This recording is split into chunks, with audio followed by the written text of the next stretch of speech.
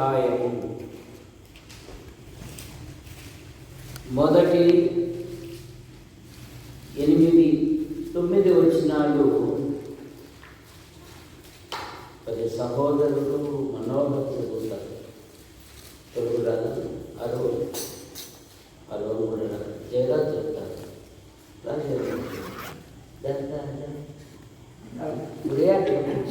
మళ్ళా నన్ను చెప్తారు.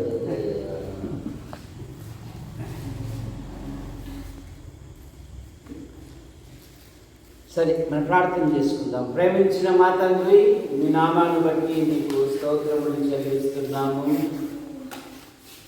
ఈ సంవత్సరములో 9 నెలలు మీరు కాపాడి 10వ నెల ఇచ్చి వజ్రాల విశ్వాస గృహాన్ని బట్టి మీకు స్తోత్రం. చేర్చబడిన ప్రతి కుటుంబాన్ని బట్టి మీకు స్తోత్రం. ప్రతి కుటుంబంలో ప్రతి విధమైన అవసరాలను నెరవేర్చారు. కళాశాల మొదలుకొని నర్సరీ వరకు చదువుతున్న విద్యార్థులను జీవించండి. ఉన్నతమైన చదువు చదివి ఉద్యోగ కొరకు వివాహ కొరకు చూస్తున్న బిడ్డలను జీవించండి. మరి మారు మనసు పొంది బాప్తిసం కొరకై సిద్ధపరచమని మీరు సహాయం చేయమని సంఘ కార్యక్రమాలలో ఈ రాత్రి ఉపవాసం కొడికెళ్ళినాక పాటల ద్వారా వాయిద్యాల ద్వారా మహిమ పొందిన విధానాన్ని బట్టి చూపిస్తూ మీ పక్షాన్ని నిలబడిన వాడు బలహీనుడు మరుగుపరచండి. నాతోనూ మాతోనూ యంత్ర శబ్దం ద్వారా ఎదురైతే వింటున్నారో ఆకర్షించమని యేసు ప్రభు నామములో ప్రార్థిస్తున్నాం తండ్రి, ఆమేన్. ఇశ్రాయేలీయులకు దేవుడు అనేకమైన వాగ్దానాలు ఇచ్చాడు. వారిలో ఒంటరైన వాడు 1000 మంది అగును. ఈ 20 అధ్యాయములో దేవుని సైన్యము ఎలాగా ఉండాలి అని కొన్ని విషయాలు మనకు జ్ఞాపకం చేస్తూ ఉన్నాడు మోషే. ఏమంటున్నాడు? 4-5 వచనం. మరియు నాయకుడు జనులతో చెప్పవలసింది ఏమనగా, 9 వరకు అట్లాగే చదవగా, కొత్త ఇల్లు కట్టుకున్నవాడు గృహప్రవేశం కాకముందే యుద్ధంలో చనిపోయిన ఇలా వేరొకరు దానిలో ప్రవేశించును. కనుక అటువాడు తన ఇంటికి తిరిగి వెళ్ళవచ్చును. ద్రాక్ష తోట వేసి ఇంకా దాని పండ్లు తినక ఒకరు యుద్ధంలో చనిపోయిన ఇలా వేరొకరు దాని పండ్లు తినను కనుక అటువాడును తన ఇంటికి తిరిగి వెళ్ళవచ్చును. ఒకరు స్త్రీని ప్రదానం చేసుకుని ఆమె ఇంటిని పరిగ్రహింపక మునిపే యుద్ధంలో చనిపోయిన ఇలా వేరొకరు ఆమె పరిగ్రహించిన కనుక అటువాడును తన ఇంటికి తిరిగి వెళ్ళవచ్చును. నాయకుడు జనులతో, ఎవడు భయపడి మెత్తని గుండెగలవాడగునో వాడు తాను అధైర్యపడిన రీతిగా తన సహోదరుల గుండెను అధైర్యపరచుకున్నట్లు తన ఇంటికి తిరిగి వెళ్ళవచ్చునని చెప్పవలేదు.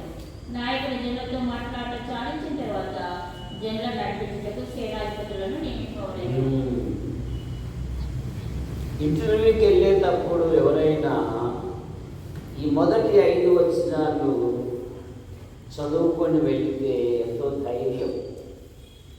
ఏమంటున్నాడు? మీరు మీ శత్రువులతో యుద్ధము చేయ సమీపించినప్పుడు అక్కడ ఉన్న శత్రు సమూహమును చూసి 4 మాటలు అక్కడ ఉన్నాయి. భయపడకుడి, వనకకుడి, బెదరకుడి, వారి ముఖములను చూసి జడియకుడి. మీతో వచ్చి మిమ్మల్ని రక్షించువాడు మీ దేవుడైన యెహోవా.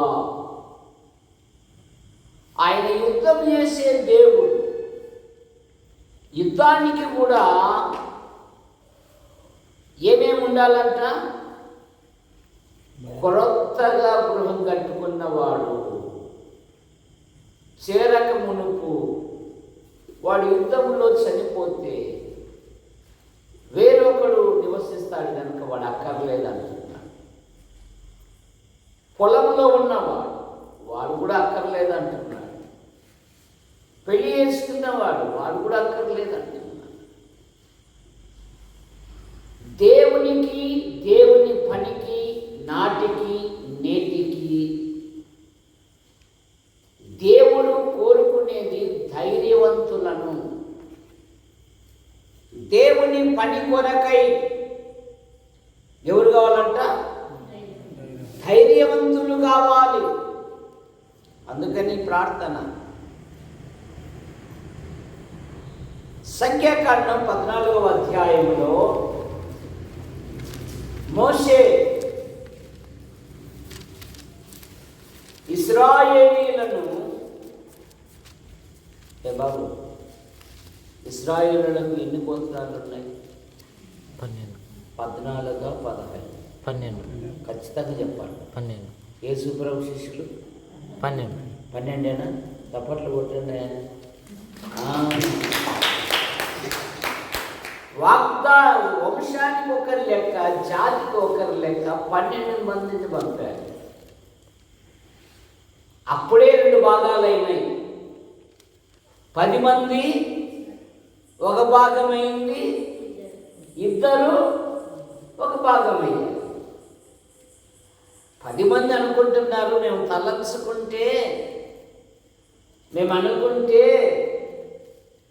మేము ఏదైనా చేయగలము. నువ్వు తలంచుకుంటే కాదు, దేవుడు తలంచుకుంటే. ఎవడు తలంచుకుంటే? దేవుడు తలంచుకుంటే ఆయన ఉన్నతమైన వ్యక్తులుగా చేయగలడు. ఈ 10 మంది చెడ్డ సమాచారం చెప్పి జనుల హృదయములను ఏం చేశారు? కరుగజేశారు. రే, మనం ఎక్కడికి వెళ్ళగలమురా? అసలు వారి పట్టణాలు ఆకాశాన్ని అంటుకొని ఉన్నాయి. అక్కడ అనాకీలను చూసాము. వాళ్ళ దృష్టికి మేము ఎట్లున్నామంటే మిడతల్లాగా కనపడినాము. ఒకవేళ మనం పోయామనుకో బజ్జి చేస్తారు అని చెడ్డ సమాచారం చెప్పి ప్రజల హృదయమును కలగజేసి ఐదర్యపరిచారు. కానీ కాలేబు యెహోషువ జనులను నిమ్మలపరచి, సంఖ్యాకాండం 14వ అధ్యాయం 7వ వచనం,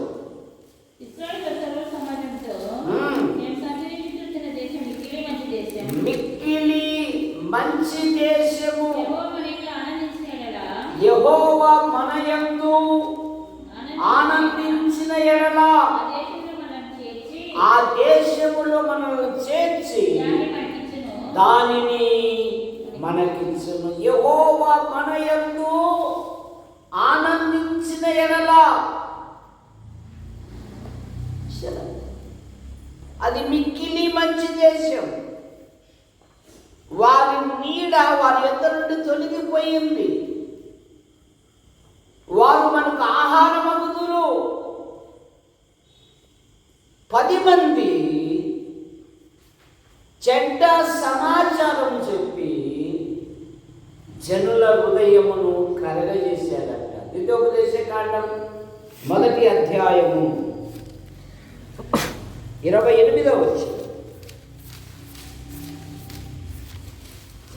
1వ అధ్యాయము 28వ వచనం. మనం ఎక్కడికి వెళ్ళగలము? మన సహోదరులు అక్కడ జనులు మనకంటే బలిష్ఠులను ఎత్తరులై ఉన్నారు. ఆ పట్టణములు గొప్పవై ఆకాశమంటూ ప్రాకారము కలిగిన వారై ఉన్నవి. అనాకీలను చూసితిమని చెప్పి మా హృదయములను కరుగజేసి, విశ్వాసి జీవితములో ప్రతి విషయములో ఎక్కడే కానీ అధైర్యపడకూడదు. 2వ కొరింథీ పత్రిక 4వ అధ్యాయం 1వ వచనములో పౌలు గారు అంటారు, మేము అధైర్యపడము అంటాడు.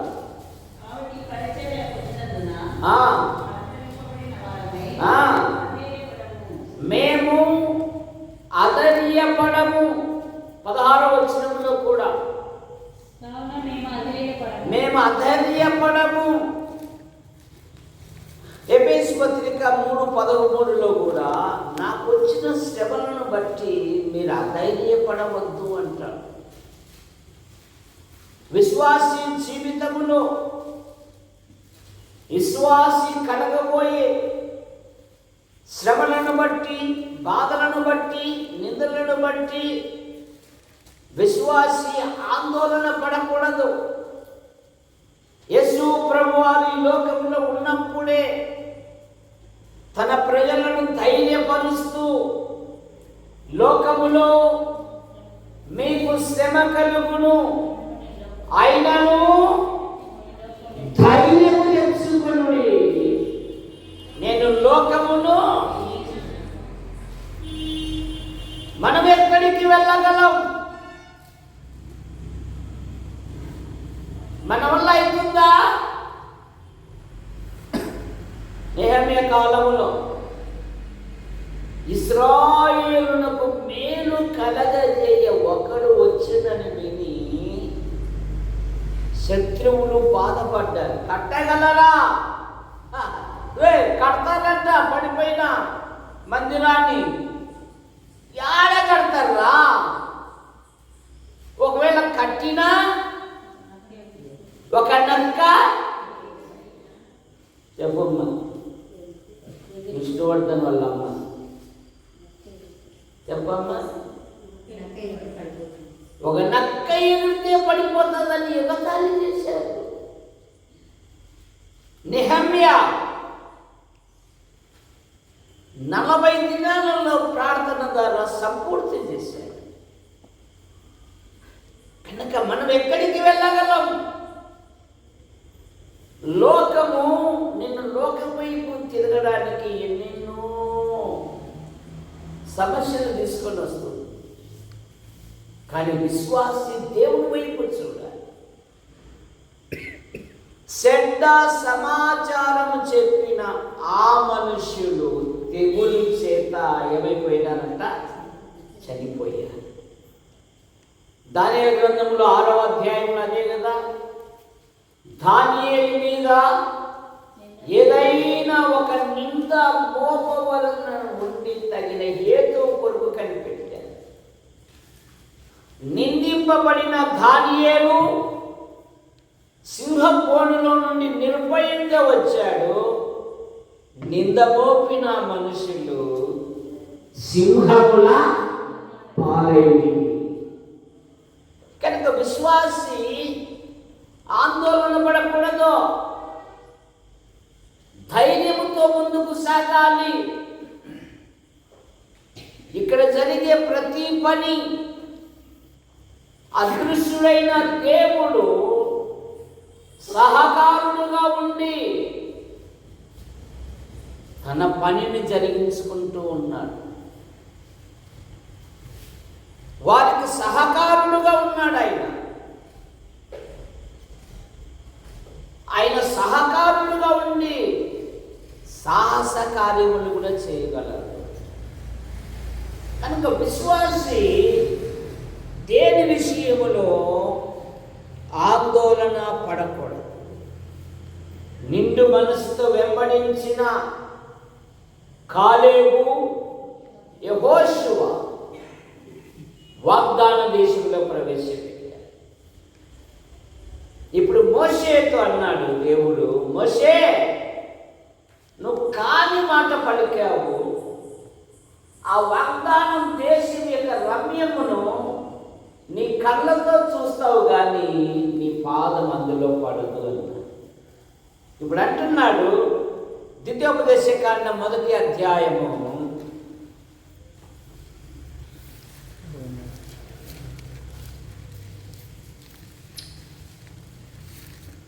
యెహోషువను ధైర్యపరచు అంటాడు 3వ అధ్యాయం 28వ వచనం.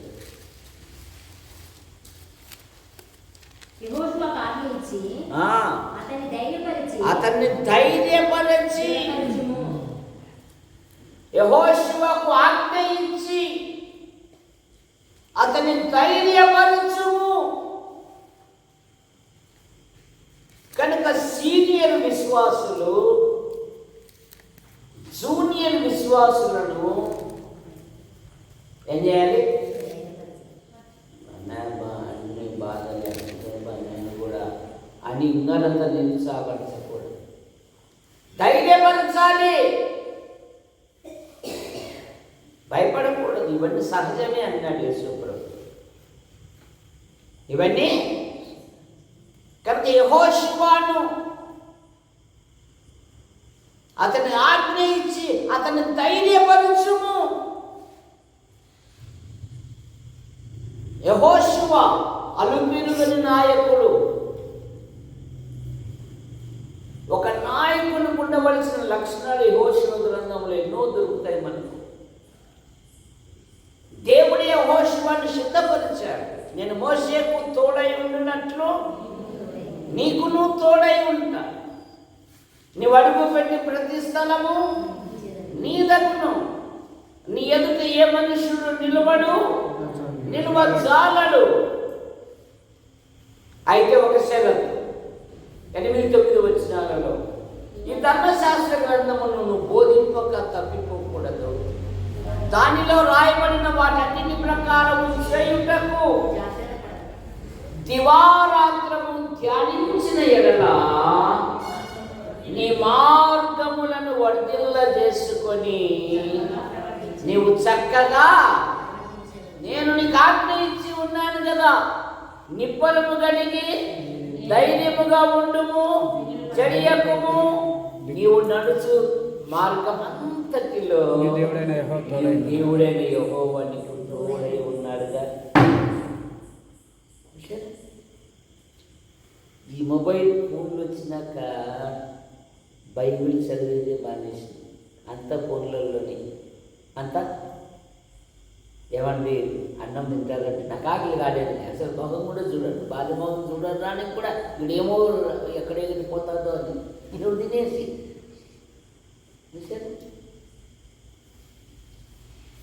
ఎప్పుడైతే మొదటి కీర్తన 2వ వచనంలో ఏముంది? యెహోవా ధర్మశాస్త్రమునందు ఆనందించుచు దివారాత్రము దాన్ని ధ్యానించిన ఎడల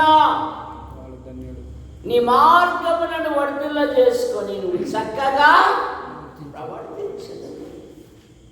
10వ అధ్యాయం 42వ వచనంలో యెహోషువ గ్రంథంలో ఇశ్రాయేలు దేవుడైన యెహోవా ఇశ్రాయేలు పక్షమున యుద్ధము చేయుచుండెను గనుక ఆ సమస్త రాజులను వారి దేశములను యెహోషువ ఒక దెబ్బతోనే, కారణమేమి? అరుణోదయమే లేచేవాడు యెహోషువ. తన సైన్యమును సిద్ధం చేసుకునేవాడు యెహోషువ. ఎక్కడ బలహీనత ఏర్పడిందో అక్కడ మోకాలు ఉండేవాడు. హాయి అనే పట్టణానికి వెళ్ళారు. ఆ ఊరి పేరే హాయి. వారు హాయిగా కొట్టి వారు చేశారు దేవుని సైన్యం. వెంటనే ఏం చేశారు? మోకాలు ఉన్నాడు. ఏంది ప్రభువా అడుగు పెట్టి ప్రతి స్థలం నీదన్నావే? అయ్యా నీ ప్రజల్లో తిరుగుబాటు చేశారు, శపితమైనది తీసివేస్తేనే తప్ప నేను మీకు కాలేవు పట్టు ఆకాను పట్టుబడ్డా. కనుక బలహీనతలు సరి చేసుకోవాలి, అట్లాగే పెట్టుకోకూడదు. అతిక్రమములను దాచిపెట్టేవాడు వర్ధిల్లడు, వాటిని ఒప్పుకొని యెహోవా సన్నిధిలో నా పాపమును తప్పుకొందు కాదప్ప మనోహర, ఒప్పుకొందు నన్ను కొట్టివి నీవు నా పాపమును.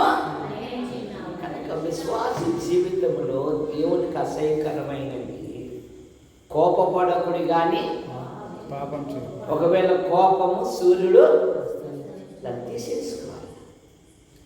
అప్పుడే విజయ పదములో నువ్వు సాగిపోతావు. కనుక దేవుని పనికి ధైర్యవంతులు కావాలి. యెహోషువను ధైర్యపరచుము. 31వ అధ్యాయము ద్వితీయోపదేశ కాండంలోని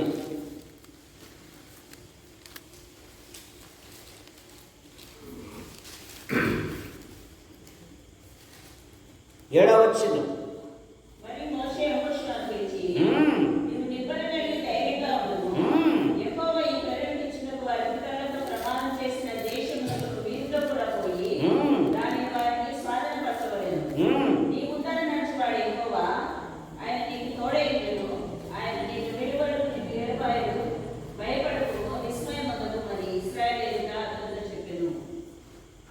మోషే ఎంత శ్రమ పడినాడు వాగ్దాన దేశాన్ని నడిపించడానికి. మోషే జీవితంలో 3 భాగాలు. ఎన్ని భాగాలు? మొదటి 40 సంవత్సరాలు ఎక్కడున్నాడు? అంతఃపురములో ఉన్నాడు. తర్వాత 40 సంవత్సరాలు ఏడున్నాడు?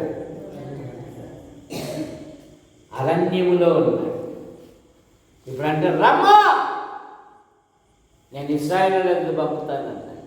ఎన్ని సంవత్సరాలు అప్పుడు? 80. అందుకని ప్రజలు బలహీనం చేసినప్పుడల్లా మోషే ఏం చేస్తున్నాడు? ఈ దోషము నాదని ఎంచు. దేవుడు ఒక బంపర్ ఆఫర్ ఇచ్చాడు మోషేకి. వీళ్ళందరినీ చంపేసి నీ కుటుంబాన్ని వృద్ధి చేస్తాను ప్రభు, చేస్తానన్నాడు ప్రభు. ఎవరన్నా ఛాయిస్ పోగొట్టుకుంటారా? నాకు నీ ప్రజలే కావాలి. జీవ గ్రంథంలో నా పేరైనా తుడిపోయి కానీ నీ ప్రజలను క్షమించు. ఇప్పుడు ధైర్యపరుస్తున్నాడు. ఇశ్రాయేలుల స్వాస్థ్యము పంచే హక్కు ఎవరికి ఇచ్చాడు దేవుడు? పరిచారకునికి ఇచ్చాడండి. ఎవరికి ఇచ్చాడు? పరిచారకునికి ఇచ్చాడు. మోషే ఎన్నో బాధలు పడ్డాడు అరణ్యములో. నాయకునికి లేదు, పరిచారకునికి ఇచ్చాడు దేవుడు. దేవునికి కావాల్సినది టాలెంటెడ్ పర్సన్ కాదు, నమ్మకమైన వాళ్ళు కావాలి. ఎవరు కావాలంట? దేవునికి అటు ఇటు కాదు, నమ్మకంగా ఉండాలి. కప్ప ఉభయచరం కదా, అలా ఉండకూడదు. మన ఆధ్యాత్మిక జీవితంలో మన ప్రభు వైపు చూస్తూ ముందుకు సాగాలి అంటున్నాడు. యెహోషువను ధైర్యపరుచుము. 2వ మాట, ఇట్ ద లైట్. 2వ మాట సంఖ్యాకాండం 25వ అధ్యాయము 7వ వచనం. ఇశ్రాయేలీల సర్వ సమాజము దేవుని సన్నిధిలో ఉన్నప్పుడు ఒక యవనస్తుడు, ఒక యవనస్తురాలు సర్వ సమాజము ఎదుట ఒక బలహీనమైన కార్యం చేయుటకు బలి తెగించారు. అది చూసిన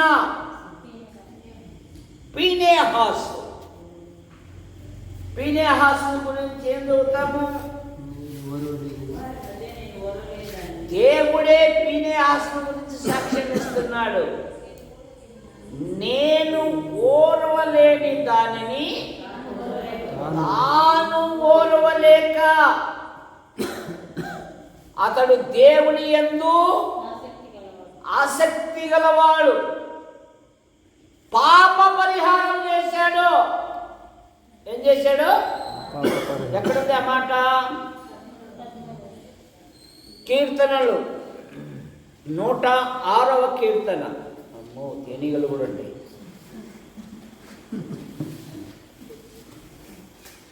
29:30 వచ్చినారు.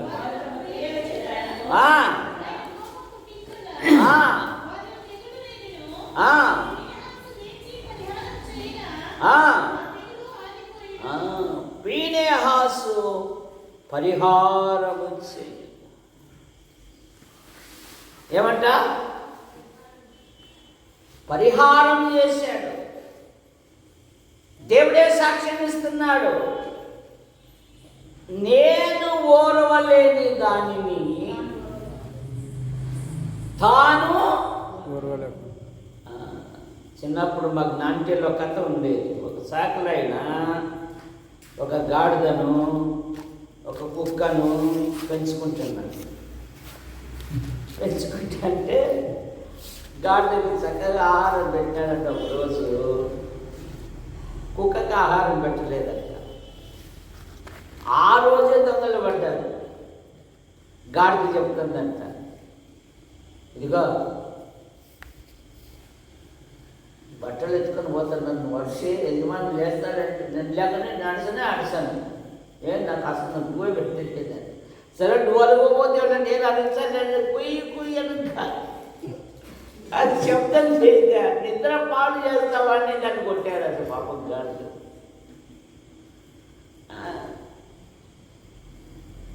అహరోని యొక్క యాజకత్వాన్ని దేవుడు ఎవరికి ఇచ్చాడు? ఫీనెహాసుకి ఇచ్చాడు. కారణమేమి? అతడు దేవుని యందు ఆసక్తి గలవాడు, దేవుని కార్యముల యందు ఆసక్తి గలవాడు. కనుక అతడు ధైర్యవంతుడు. ఫీనెహాసు సర్వ సమాజం ఎదుట బలి తెగించిన ఒక యవనస్తుని, ఒక యవనస్తురాలను ఒక ఈటెతో పొడవగా దేవుని కోసము, దేవుని పనుల పట్ల, దేవుని క్రియల పట్ల, దేవుని సేవ పట్ల ఆసక్తి. నాకు మందిరంలో ప్రార్థించే భాగ్యం దొరికింది, పాటలు పాడే భాగ్యం దొరికింది, నడిపించే భాగ్యం దొరికింది, దేవుని వాక్యం ప్రకటించే భాగ్యం దొరికింది, పరిశుద్ధులకు పరిచర్య చేసే భాగ్యం దొరికింది. స్టెఫెను యవ్వనములోనే ప్రపంచ మానవాళిలో ప్రభు అయిన యేసుక్రీస్తు కొరకు హతసాక్షి అయిన ఒక యువకుడు. ఆ ఇంటిలో ఎంత క్షోధ ఉంటుంది, ఎంత బాధ ఉంటుంది. కానీ ఆ ఇంటి వారు, మా కుమారుడు ప్రభు కొరకు సాక్షి అయ్యాడు, మా కుటుంబము పరిశుద్ధులకు పరిచర్య చేయుటకు తమ్మును తాము అప్పగించుకున్నారంట. స్టెఫెను ఇంటి వారు. అబ్బా, ఇంతమంది ప్రార్థనకు వచ్చినారు. నా ఈడెందుకు లేనా, మనం సాగులేని కాడిపోదాం పన్ను, ఆడి మాట్లాడుకున్నాం పన్ను. ఎందుకు ఈడుంటే మళ్ళీ టీ పడుతుంది ఇంటికి వచ్చి కదా, బోగులు గడగల్లా అన్నం పెట్ట, అదే దైవ చింతమన్న ఎదురు వచ్చి అన్నం తీసుకుంటాడండి. అసలు మనకి తేలికనే హరిపదాం పని. లుదియా ఏమనింది? నేను దేవుని యందు విశ్వాసము గల దానినని ఎంచితే నా ఇంట్లో ఉంటాను, ఈ ప్రాంతం అంతా సువార్త చేయాలి. మనోహర్ అంటాడు, సార్ బాగా చెప్తావులే సార్, నువ్వు ఆడేది బాగా తిని కుట్రాయి మాత్రం ఉంది, ఎన్నైనా చెప్తావు. ఈడ మాకు ఇంట్లో కాదు కదా సార్, చూసారా గొప్ప వ్యాపారవేత్తలు, పరిశుద్ధులకు తన ద్వారం, తన ఇంటి ద్వారం తెలిసి, అందుకనే ఆయన జీవితాన్ని పరిశుద్ధ గ్రంథంలో దేవుడు చూపించాడు. మరి పరలోకంలో మనకు ప్రశంసలు రావాలంటే ఖర్చు పెట్టాలా, ఖర్చు పెట్టకూడదా? మనం ఖర్చు పెట్టాలా లేదా? పెట్టాలా కదా. తప్పట్లు కొట్టండి అప్ప, వాక్యప్రవం తెలిసిన వాళ్ళు. స్టెఫెన్ ఇంటి వారు పరిశుద్ధులకు పరిచర్య చేయుటకు తమ్మును తాము సమర్పించుకున్నారు. ధైర్యం కలిగిన వారు కావాలి. మూడవ మాట, 2వ దినవృత్తాంతములు 26వ అధ్యాయం 17-19 వచనాలలో ఉజ్జియా దేవుని తనకప్పజెప్పిన రాజ్యాన్ని పాలించకుండా అతి పరిశుద్ధ స్థలములోకి వెళ్ళి దేవునికి ధూపం వేయుటకు ధూపార్తి ఎత్తినప్పుడు ధైర్యవంతులైన యాజకులు అన్నారు, అయ్యా అది నీ పని, అది మా పని. ఓర్రాన్ని చేయెత్తినారు నొసట, అంతే. అది నీ పని కాదు. దేవుడు ఎవరికి ఏమేమి వరాలు ఇచ్చినారో ఆ వరాలను బట్టి మనం వాడబడాలి.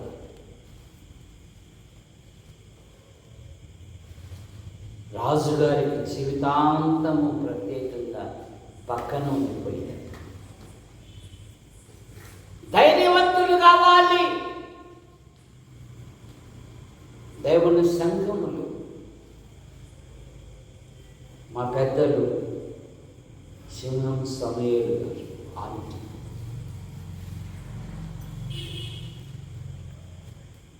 నాగరికము లేని ప్రజల మధ్య దేవుని సేవకులంటే లెక్క చేయని మోటు ప్రాంతం సింహం సమయలు గారు సంచరిస్తూ అనేక స్థలాలు ప్రభు కొరకు సాక్షిగా ఉంది. అనేక ఆత్మలను ప్రభు యొద్దకు మళ్లించి అంతులు అంటే మంచి పోరాటము నా పరుగుతుగా విశ్వాసమును వారు ప్రభు యొద్ద చేర్చబడ్డారు. విశ్వాస రూపానికి దేవుడే నాయకుడిగా ఉండి ఇన్నిన్ని కార్యాలు జరిగిస్తూ ఉంటే కృతజ్ఞత చెల్లించడం అనేది హృదయంలో నుండి బహు సంతోషంతో పుట్టుకొని వస్తుంది. ఎందుకు? ఇది ఖర్చుతో కూడిన పని. దేవుడే సహకారుడుగా ఉండి తన కార్యాలు జరిగించుకుంటున్నాడు. చాలా మంది పేరు ప్రఖ్యాతులు కలిగిన దైవజనులు ప్రభు యొద్దకు వెళుతానే వాళ్ళ పని విచ్ఛిన్నమైపోయి, ఒకప్పుడు ఉండేవారంటండి ఈ ప్రాంతంలో అని అన్నట్టుగా వాళ్ళ జీవితాలు ఉండిపోయాయి. కానీ వారు ప్రభు యొద్దకు వెళ్ళినను ఆ పనిని దేవుడే కొనసాగిస్తున్నాడు అంటే దేవుని కృప. పౌలు గారు అంటారు, ప్రయాసపడినది నేను కాదు, దేవుని కృపై ఉన్నది అన్నాడు. ప్రభును స్తుతించాలా, ప్రభును కనపరచాలా, ప్రభును మహిమపరచాలా. విశ్వాసి జీవితంలో దావీదును గురించి సాక్ష్యం ఇస్తున్నారు. 2 సమూయేలు గ్రంథం 17వ అధ్యాయము 10వ వచనం. నీ తండ్రి మహాబలాఢ్యుడనియు అతని పక్షపు వారు ధైర్యవంతులు.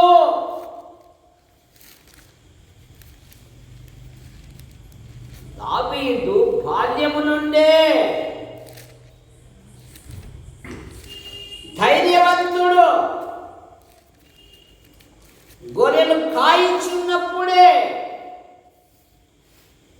ఆయుధం లేకుండానే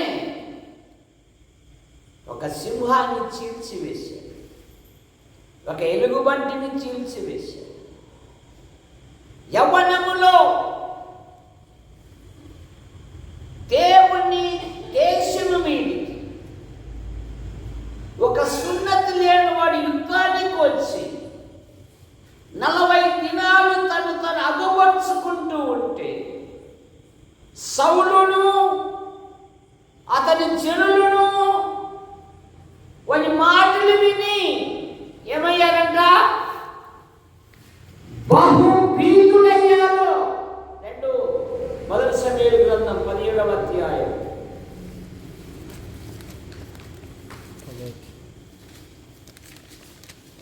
11వ వచనం. సౌలును ఇశ్రాయేలందరూ ఆ ఫిలిష్తీయుని మాటలు వినినప్పుడు బహు భీతులైంది. ఒక పల్లెకారుడు వాళ్ళ నాన్న పంపుతున్నాడు, అరే మీ అన్నగారు యుద్ధానికి వెళ్ళారు. ఆ దినాలలో గూగుల్ తల్లి లేదు కదా, ఉందే గూగుల్ తల్లి.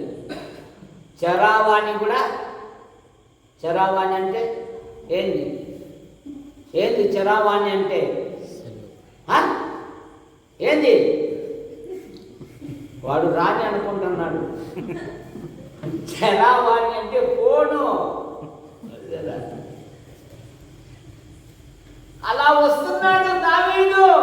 ఇశ్రాయేల్ అందరూ పారిపోతూ ఉంటే ఒక యవనస్తుని రక్తము నిక్కపడుచుకుంది. సున్నతి లేని ఫిలిష్తీయుడు ఈ ఫిలిష్తీయుని బట్టి ఎవని మనసు కురుంగా నేను పోట్లాడుతా అంటున్నాడు. యుద్ధం యెహోవాదే.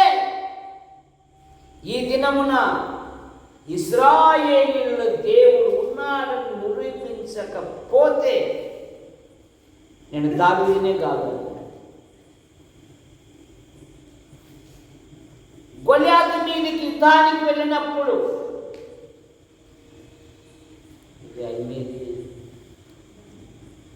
ఆయన నిద్రపోతుందా? అదే నల్లపాటు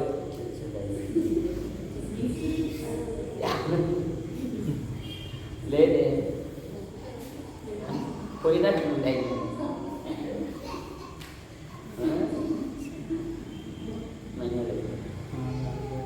ఏం పేరు పేరు? మధులిక.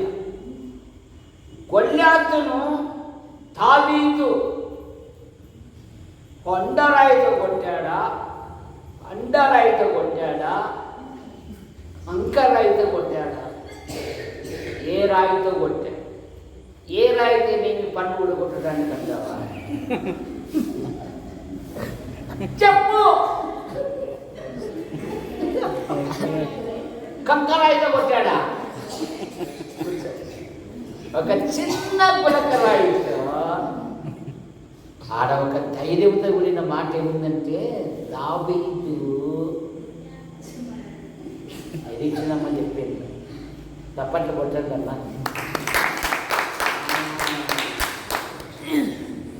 అసలు వాడి ఎత్తు చూసే పారిపోతున్నాడు జయనా. కానీ అక్కడ ఏమని రాయబడింది?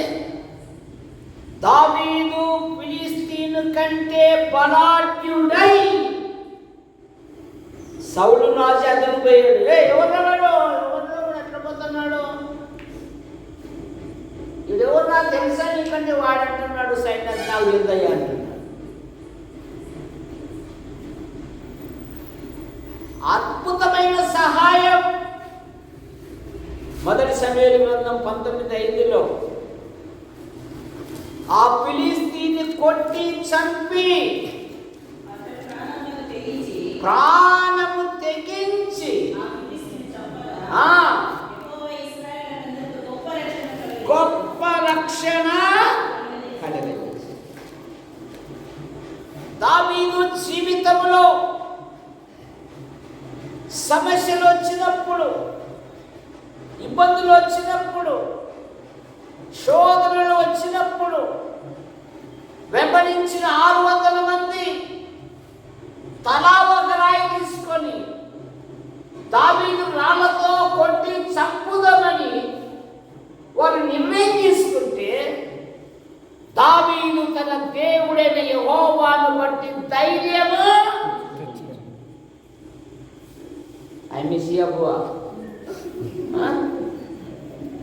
ధైర్యము తెచ్చుకొనెను. దావీదు సమస్తము రక్షించి, కొద్దిదేమి గొప్పది, ఏది కోల్పోకుండా సమస్తము రక్షించాడు. కారణమేమి? దావీదు విశ్వాసం తన దేవుడైన యెహోవాను బట్టి, లోకాన్ని బట్టి కాదు, సంపదలను బట్టి కాదు, పేరు ప్రఖ్యాతులను బట్టి కాదు, తన దేవుడైన యెహోవాను బట్టి ధైర్యము. కనుక విశ్వాసి జీవితములో పౌలు గారు తిమోతితో అంటున్నాడు, నా కుమారుడా, క్రీస్తు యేసునందు కృప చేత నువ్వు ధైర్యవంతుడుగా, బలవంతుడుగా, ధైర్యవంతులు కావాలి ప్రభు పని కొరకు, దేవుని పని కొరకు. అందుకే దావీదు జీవితంలో 27వ కీర్తన 3వ వచనములో, నాతో యుద్ధము చేయుటకు దండు దిగినను దీనిలో నేను ధైర్యమును.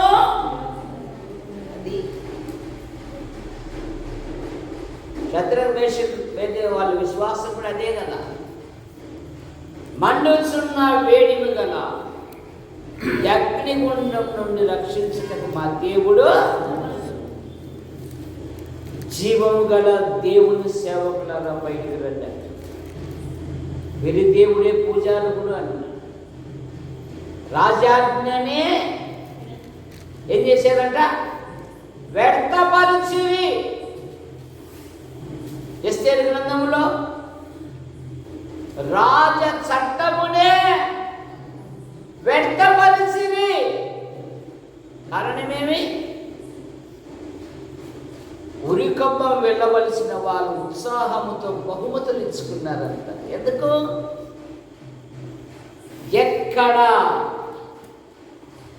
మరణ శాసనం వచ్చిందో అక్కడంతా వాళ్ళు ఉపవాసములతోనూ బూడిద జల్లుకొని ఉపవాసములు పడి ఉన్నారంట, ప్రార్థనలో పడి ఉన్నారు వాళ్ళు. అంతే. 6వ అధ్యాయం 1వ వచనంలో ఏముందంటే, రాజునకు నిద్ర పట్టక. నువ్వు చేసిన మేలు అక్కడ రాయబడింది, ఒక చిన్న మేలు రాయబడింది. కాదురా, రాజుగారి ప్రాణాన్ని కాపాడితే బహుమతి ఇచ్చారా? ఏమీ లేదయ్యా, మీరెంతటోళ్ళురా. అద్భుతం, వాళ్ళు బహుమతులు ఇచ్చుకున్నారంట. ఎందుకు? ఉరికమ్మము నుండి తప్పించబడ్డారు వాళ్ళు. ఎందుకు తప్పించబడ్డారు? ఎస్తేరు తాను తన పని కలిగి 3 దినములు ఉపవాసం, అద్భుతమైన సహాయం చేశాడు దేవుడు. అందుకే నా నీకు దండు దిగినను దీనిలో నేను ధైర్యములో శ్వాస జీవితములు. అందుకే రోమపత్రిక 8వ అధ్యాయంలో 35వ వచనంలో ఇందుకు గురించి ఏమనగా,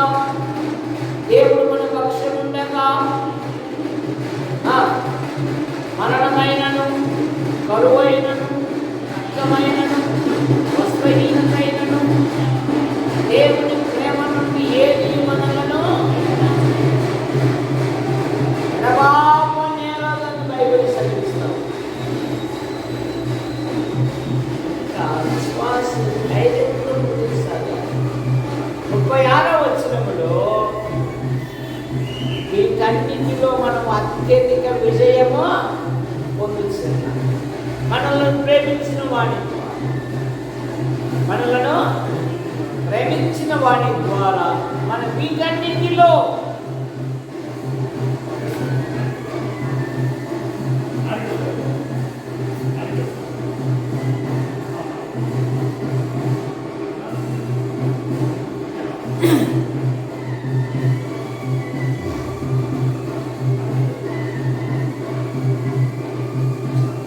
వీటన్నిటిలో అత్యధిక విజయము పొందవచ్చు. కనుక ఈ క్లాస్లో ఫస్ట్గా కావాలంటే ఫస్ట్ బైబిల్ చదివి తర్వాత పాఠ్య పుస్తకాలు దేవుడు అద్భుతమైన సాయం చేస్తాడు.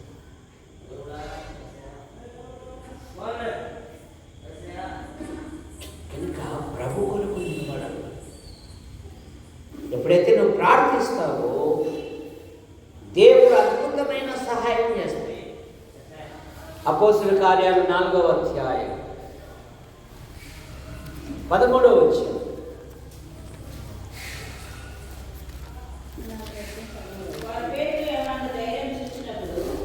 పేతురు యోహానుల ధైర్యమును చూసినప్పుడు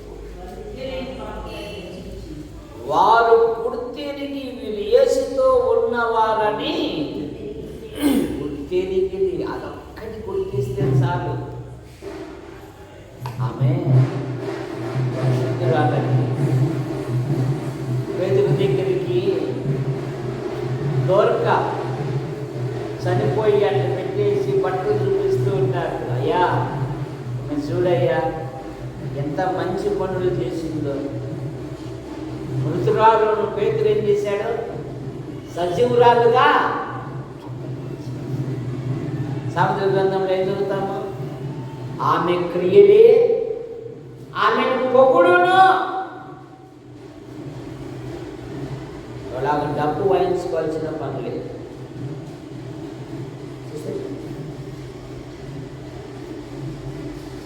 ఆమె క్రియలే, ఆమె చేతి పనులే ఆమెను పొగుడును. కనుక విశ్వాసి జీవితంలో పేతురు యోహానుల ధైర్యమును చూసి వారు విద్య లేని పామరులు, కానీ వారు యేసుతో ఉన్నవారు. యేసుతో నువ్వు ఉంటే, ప్రభు అయిన యేసుక్రీస్తుతో నువ్వు ఉంటే చాలు. దేని విషయాలలో ఆందోళన పడవు. దేని విషయంలో నువ్వు భయపడవు. దేని విషయంలో నువ్వు వెనకాడవు. అద్భుతమైన సహాయం చేస్తాడు దేవుడు. అందుకే ప్రకటన గ్రంథం 21వ అధ్యాయం 8వ వచనంలో పిరికివారును, అవిశ్వాసులను, అసహ్యులను, నరహంతకులను,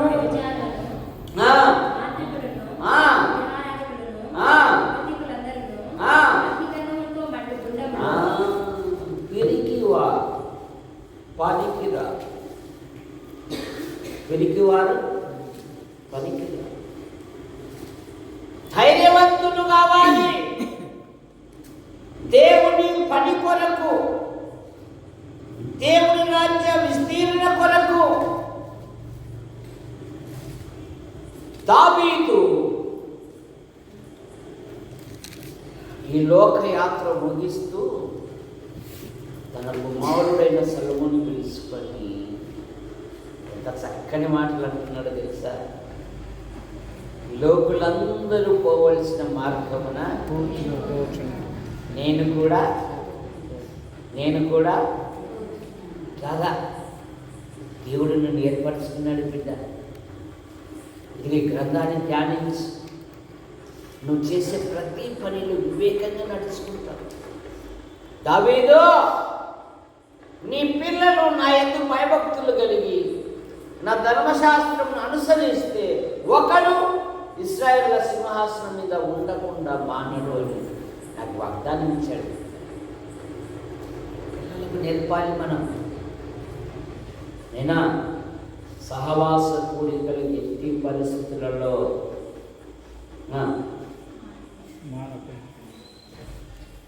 చెప్పు. రామకృష్ణ బాలకృష్ణ మనం దేవుని సన్నిధికి వెళ్ళాలి. మనాడి భక్తులు ఏమని తీర్మానం చేసుకున్నారు? నేనును ఆయన నిర్ణయించాను సార్. మార్కెట్కి అయితే పంపిస్తాను, లేకపోతే మటన్కి అయితే పంపించాలి, మందిరానికి అయితే సార్. ఇంట్లో విషయాలకు చక్కగా తెచ్చుకుంటాం, దైవిక విషయాలకు అలా ఉండకూడదు. దైవిక విషయాలకు కూడా నడిపించుకోవాలి. మొదటి రాజుల గ్రంథం 2వ అధ్యాయం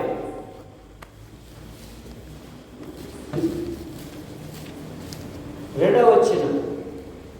లోకమందు పోవలసిన మార్గమున నేను పోవచ్చున్నాను, కాబట్టి నువ్వు ధైర్యం తెచ్చుకొని నిబ్బరము కలిగి దేవుడైన యెహోవా అప్పగించిన దాన్ని కాపాడి తన మార్గమును అనుసరించిన యెడల నువ్వు ఏ పని పూనుకొనినను ఎక్కడ తిరిగినను అన్నిటిలో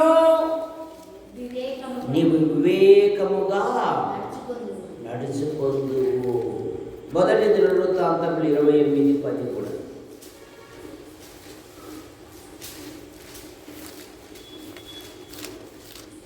పరిశుద్ధ స్థలముగా ఉండుటకై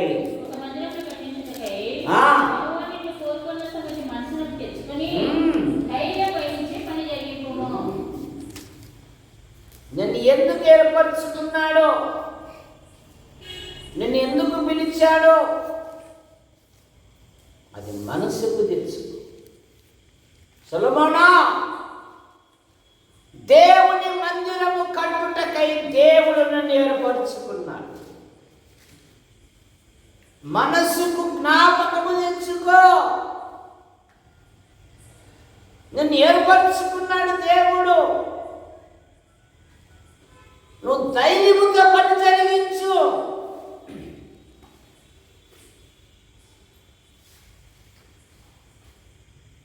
ఇంట్లో విషయాలు కూడా విశ్వాసంతో ప్రారంభించు. దేవుడు అద్భుతమైన సహాయం చేస్తాడు.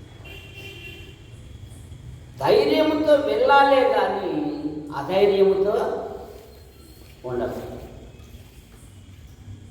నీ ఆధ్యాత్మిక జీవితంలో సొలొమోనా, దేవుడు నిన్ను ఏర్పరచుకున్నాడు. ధైర్యం వహించి పని ప్రారంభించు.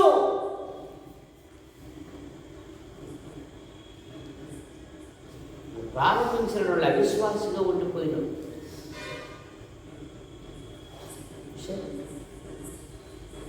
15వ అధ్యాయం 7వ వచనం 2వ దినవృత్తాంతంలో కూడా.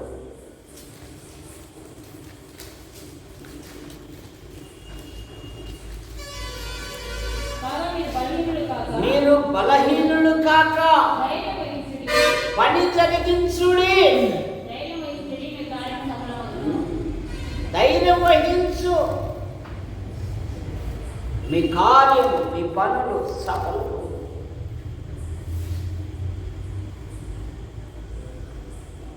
ఇంకా ప్రార్థనతో నువ్వు ప్రారంభించు, ప్రార్థనతో ముగించు. దేవుడు అద్భుతమైన సహాయం చేస్తాడు. కనుక దేవునికి కావలసిన వారు ఎవరంట? ధైర్యవంతులు కావాలి. ప్రభు కొరకు ఎట్టి పరిస్థితులలో కూడా వెనకంజ వేయకూడదు. ఎజ్రాలు అంటున్నారు, ధైర్యం వహించి పని జరిగించు. మేము నీతో కూడా ఉన్నాము. నాయకుడు కావాలా, సహకారులు కూడా కావాలి. యెషయా గ్రంథం 10వ అధ్యాయం 4వ వచనం.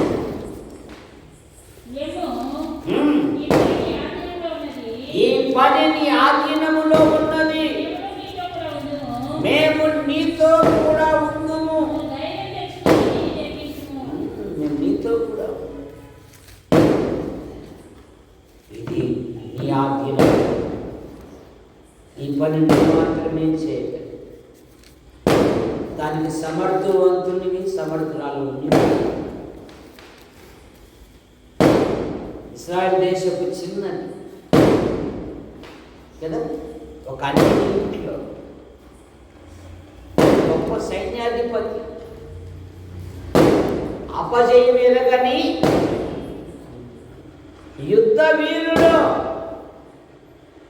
కానీ రాత్రికి ఇంటికి వస్తానే వస్త్రాలు తీసేసి, ఈ మాయదారు రోగం ఎవడు బాగా చేయలేడా అని ఏడ్చుకునేవాడు. అది అమ్మాయి వెళ్ళి, అమ్మగారు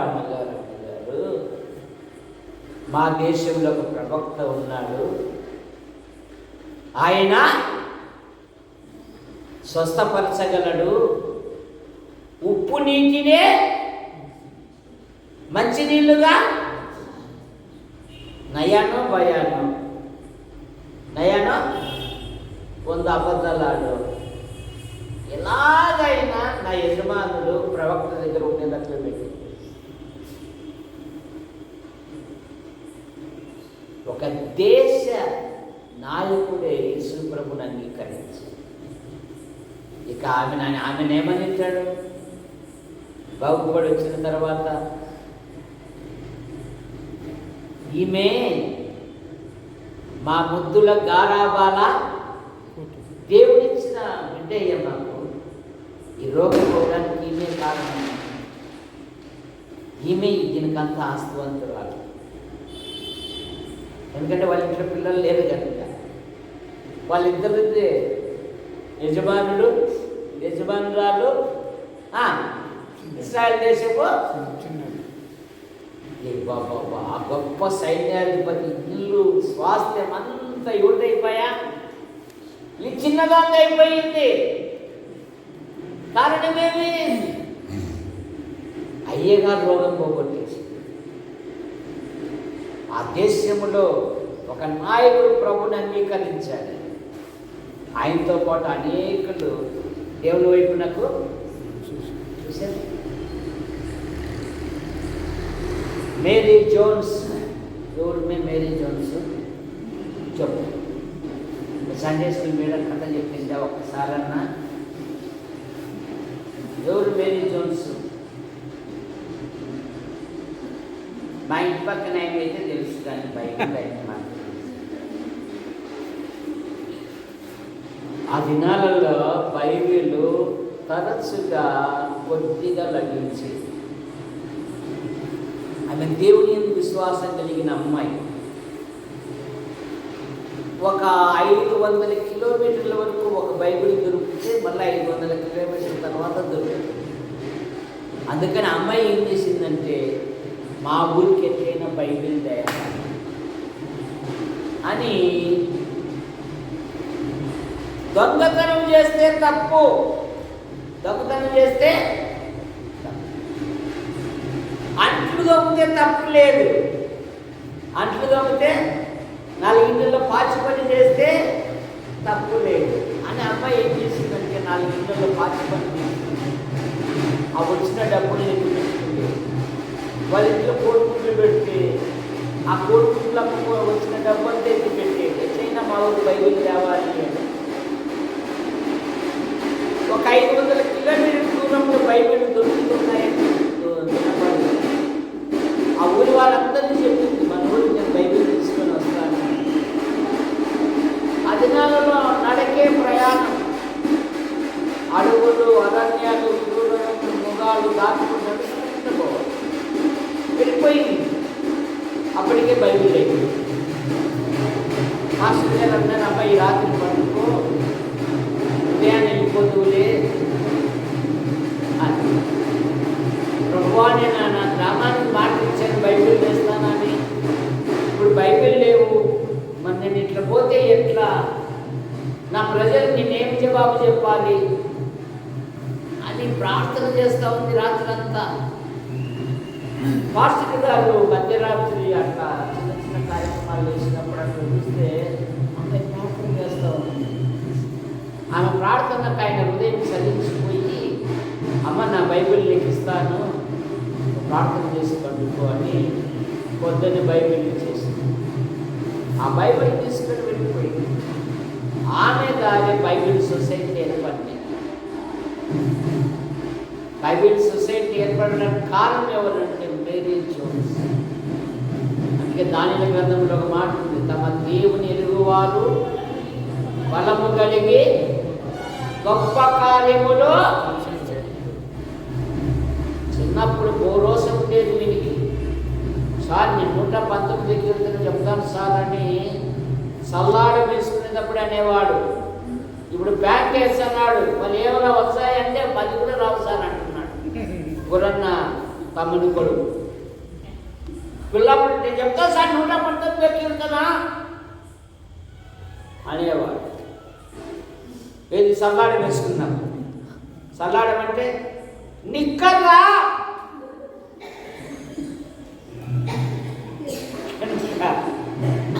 మన పిల్లలకు ఒక కసితో, ఒక గురితో దేవుడు వాక్యం నేర్పితే వారి జీవితాలలో దేవుడు గొప్ప కార్యాలు జరిగిస్తాడు. మా మందిరంలో ఉన్న Sunday school madam Sunday school app పెట్టుకున్నాను. వాళ్ళు సండే స్కూల్ పిల్లలంతా కలిసి ఒక వాట్సాప్ పెట్టుకున్నారు. దాంట్లో ఉదయము సాయంత్రము మా మనవరాలు, హలో అందరికీ వందనాలు, ఈరోజు ఉదయం నేను ప్రేయర్ చేసుకున్నాను అని అంటే, మళ్ళీ రాత్రి అయితేనే చాలు, హలో అందరికీ వందనాలు, ఈ రాత్రి నేను ప్రార్థన చేసుకున్నాను. పిల్లలైతే నేను ఈరోజు బైబిల్ చదువుకున్నాను, ప్రార్థన చేసినాను అందరూ చెప్పాలా. నాకు ఆ మాట చదివేళ్ళకెళ్ళి భలే ఆనందమైంది. మొత్తాన్ని మా పిల్లలు కొంచెం వేడి రగిలిస్తున్నారా సండే స్కూల్ పిల్లలకని. అబ్బా ఈరోజు నేను మాట్లాడిన నిన్నావా అంటారు మా మనవరాలు. ఏం మాట్లాడినావమ్మా? తండ్రి చూడు బా. అబ్బా వాళ్ళ చేసి, అమ్మా నీ స్వరం వినంది మీ అబ్బా నిద్రపోడమ్మా అని చెప్తాంటారు. హలో నా పేరు ఖుషి, నేను ఈ రాత్రి ప్రార్థన చేస్తున్నాను, all of you good night అంటారు. మన పిల్లలను ఎప్పుడైతే బైబిల్ మార్గంలోకి నడిపిస్తామో దేవుడు వారిలో గొప్ప కార్యాలు చేస్తాడు. కనుక దేవుడికి కావలసిన వాళ్ళు ధైర్యవంతులు కావాలి.